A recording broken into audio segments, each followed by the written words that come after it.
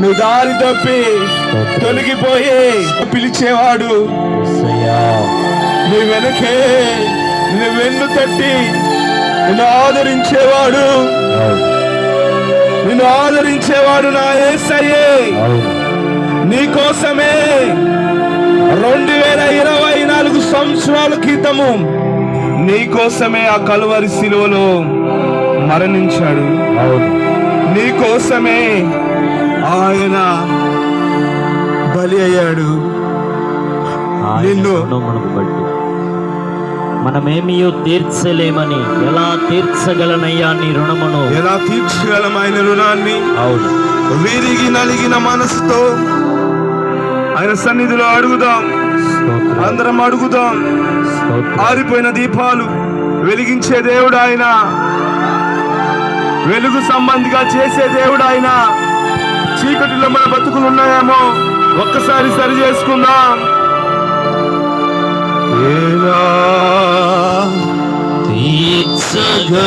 తీర్చగలనయ్యా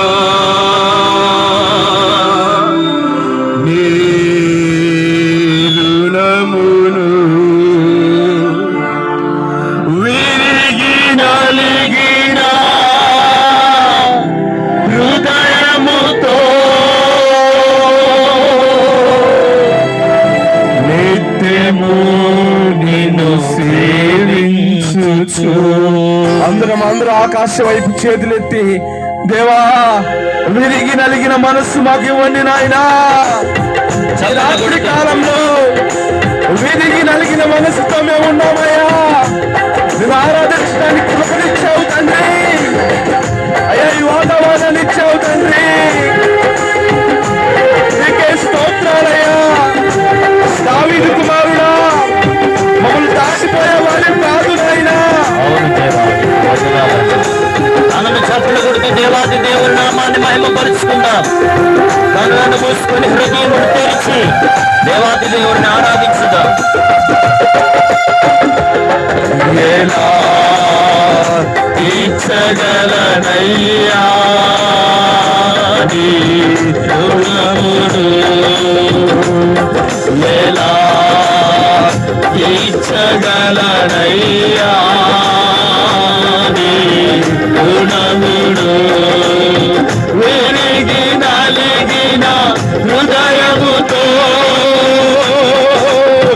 నిత్యము నిన్ను సేవించుచు. విరిగి నలిగిన హృదయముతో నిత్యము నిన్ను సేవించుచు. యేసయ్యా నా జీవితం నీ పాద సేవకే అంకితం. అందరం కలిసి యేసయ్యా నా జీవితం నీ పాద సేవకే అంకితం. ఎలా తీర్చగలనయ్యా